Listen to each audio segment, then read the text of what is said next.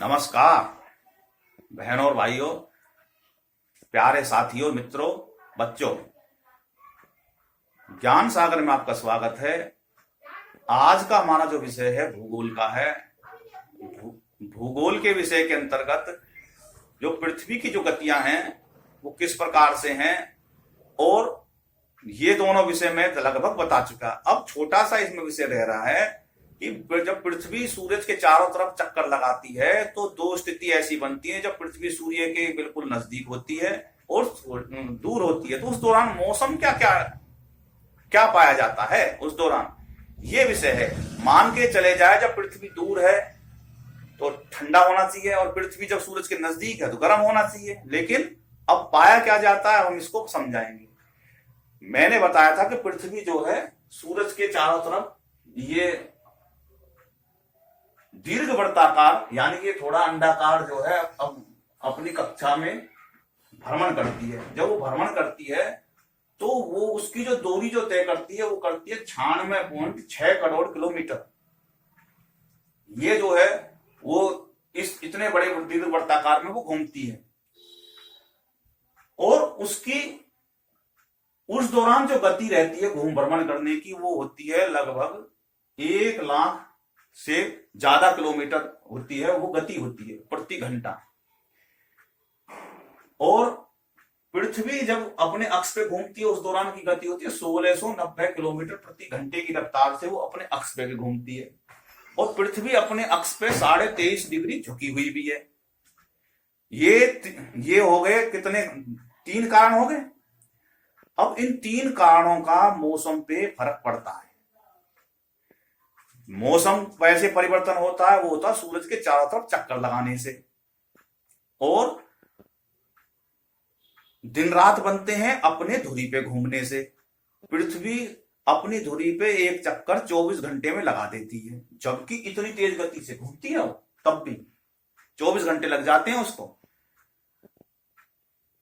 पृथ्वी जब सूरज के परिक्रमा करती है तो एक स्थिति आती है 3 जुलाई, और एक आती है 3 जुलाई नहीं 3 जनवरी, और एक आती है 4 जुलाई।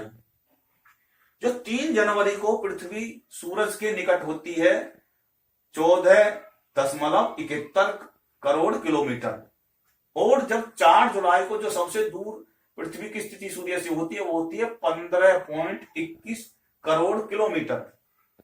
तो इनमें अंतर कितना है, 60 लाख किलोमीटर का है।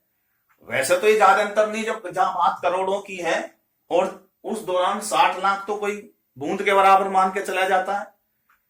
तब भी स्थिति क्या होनी चाहिए, 4 जुलाई को तो भयंकर जो है सर्दी पड़नी चाहिए, और 3 जनवरी को भयंकर गर्मी पड़नी चाहिए।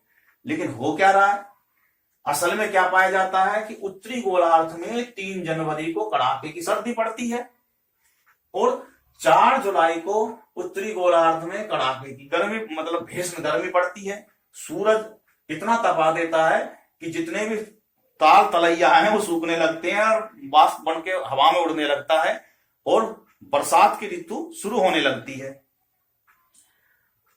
तो ऐसा क्यों हो रहा भाई? तो ऐसा इसलिए हो रहा है क्योंकि मैंने बताया कि गर्मी सर्दी का इनसे कोई लेना देना नहीं है, नजदीक है क्या। तो पृथ्वी अपने गति पे एक जगह से तो भाग रही है 1690 किलोमीटर प्रति घंटे की रफ्तार से, तो पृथ्वी का जो एक हिस्सा डायरेक्टली सूरज के संपर्क में लगातार नहीं आता रहता है।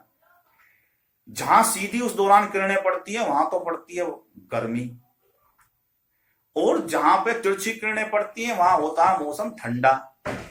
और उस स्थिति में भी जहां पे देरी से सूरज की किरणें पड़ती है वहां बर्फ पड़ती है, तिरछी किरणें भी।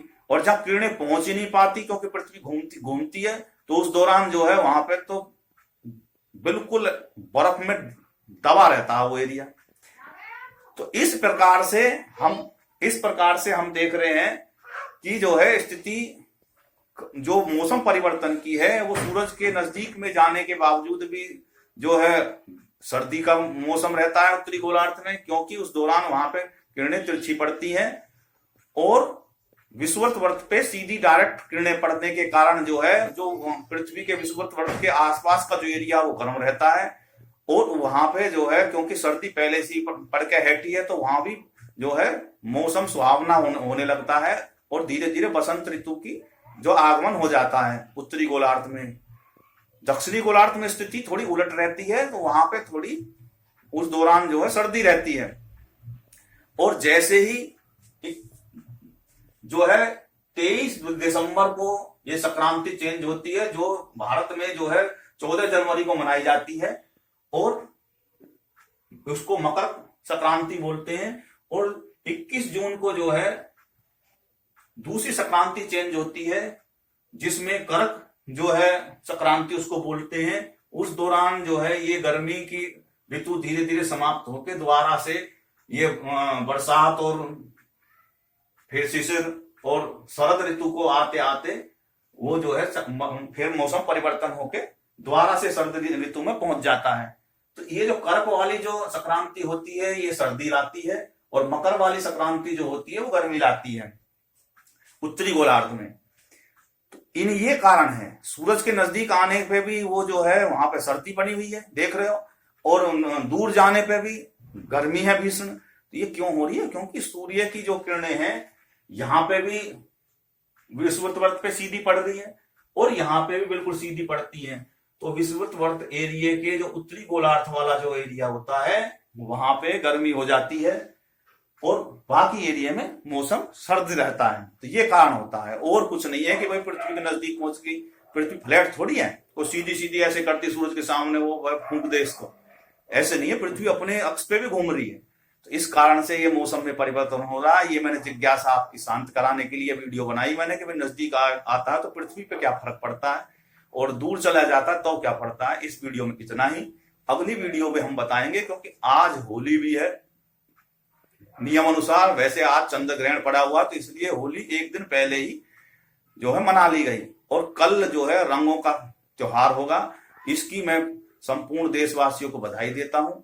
और ये क्यों मनाया जाता है इस विषय पे भी हम अपनी वीडियो में बताएंगे कि जी भारत में होली का त्योहार क्यों मनाया जाता है, इसके क्या कारण हैं, क्या पौराणिक रहस्य हैं, कौन कौन सी पुराणों में इसका वर्णन किया गया है, क्यों मनाई जाती है, कब से मनाई जा रही है, और आज के आधुनिक समय में इसका स्वरूप कैसे बदलता जा रहा है, ये भी बताएंगे। धार्मिक बात खत्म होती जा रही है, आज के दिनों में प्रेम क्यों कम होता जा रहा है, ये हम सब इस वीडियो में चर्चा करेंगे। इस वीडियो में इतना ही। जय हिंद, जय भारत, भारत माता की जय।